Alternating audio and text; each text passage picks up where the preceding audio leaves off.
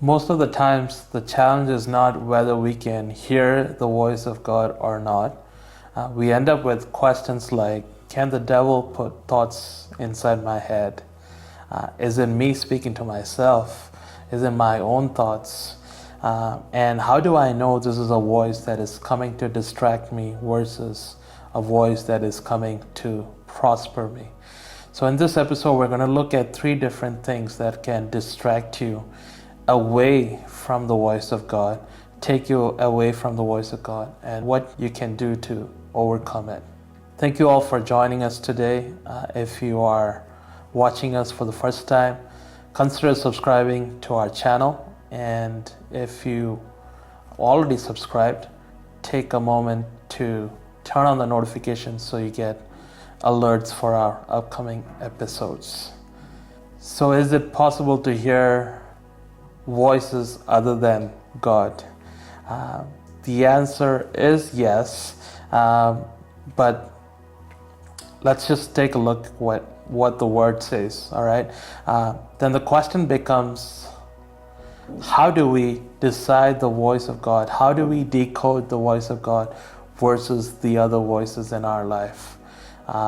And one of the preachers puts it this way so beautifully, that the challenge of our faith is not our inability to hear the voice of God, but it is our willingness to hear other voices. I want to say that again.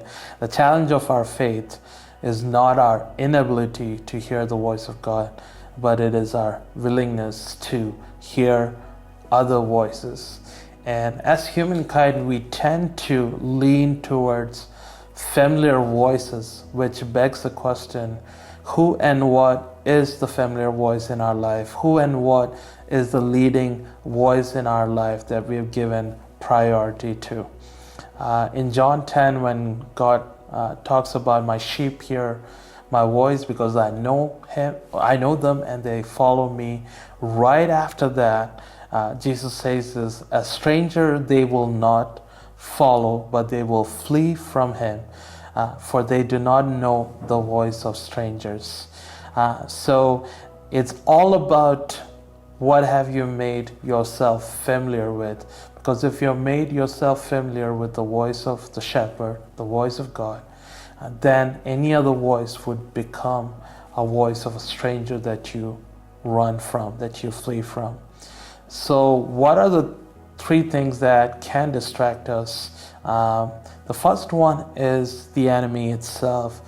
From the beginning of time, there's always been this contention between the enemy and God and his purposes over our life. When God wants to give you life, the enemy wants to bring death in each one of our lives and each of our purposes even. And if you look at it, even though the enemy will try to speak into what God is doing in your life, the goal and the challenge for us is to make Jesus the center of our life and everything that we do, to a point that he becomes our good shepherd. And just like John chapter 10 says, the voice of the enemy becomes a stranger's voice. We don't over-familiarize ourselves with the voice of the enemy, but we are attached to the voice of our shepherd, Jesus himself. The second thing that could distract us from the voice of God is ourselves. And most of the time it is self-doubt. And self-doubt comes in because we're listening to the voice of God and it either does not meet our expected result that we're praying for, or we listen to the voice of God and it is too good to be true, and now we can't believe the truth that God is speaking over our life. And in most cases, the greatest enemy of our life, our purpose, is the busyness of our heart, to even agree with what God is saying over our life. And the third thing I want to just share is the third distractor from the voice of God is people. And most of us are probably thinking, yeah, only if we could get rid of unbelievers. I'm actually talking about the people that you hold in high esteem. I'm talking about the leaders, the mentors, the pastors in your life. Often we run to men for answers when we should be running to God.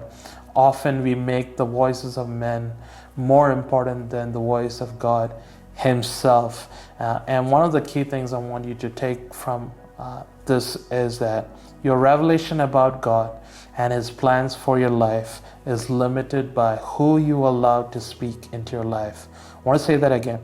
Your revelation about God and His plans for your life is limited by who you allow to speak into your life, which in the periphery it sounds amazing, but that also applies to the people in your life. And I want to ask you this question: would you rather have the revelation and the interpretation of men of God in your life, or would you rather have the revelation and interpretation of the voice of God directly from God Himself? So how do we get rid of these distractions? In John 10 verse 7, Jesus makes this bold statement. He says, I am the door of the sheep. First, it boils down to relationship. It is the quiet time with God, setting apart everything for God.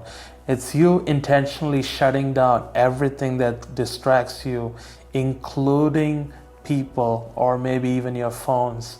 Because even Jesus, while He was doing ministry, He took Himself out of the crowd so He could go spend time with His Father.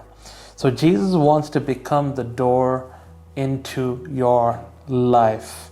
He wants to become the door and the only door into your life, right? One of the greatest stories that we probably all know is in Genesis 22, where Abraham takes Isaac to be sacrificed at the altar because he was obeying God. One of the beautiful parts of that story is he doesn't take Sarah with him. He just goes with the servants. And when he reaches the mountain, he tells his servants to stay there. And he says, I and Isaac, we're going to go up the mountain. We're going to worship and come back. What Abraham was doing was he was shutting down or getting rid of every voice that would talk him out of obeying the voice of God over his life. But the next part is so beautiful. When he was about to kill Isaac, God commands him to stop. And this is the beautiful part that I love. God basically tells him, I don't want your son, but I want your ears. I don't want your son, but I want you to open up your ears to listen to my voice, right? So obedience to the voice of God is greater than sacrifice. And many times we are living in the voice of the past, and we're moving on without listening to what God has to speak in our present. And in the case of Abraham and Isaac, if Abraham would have missed the present voice of God, he would have missed out on what God was trying to do through him and through his generations. So, is the enemy going to try to distract you? Yes. Is your flesh going to try to doubt the voice of God? Yes. But the truth and the invitation for you today is not to just make Jesus your shepherd, but also to make him the door into your life.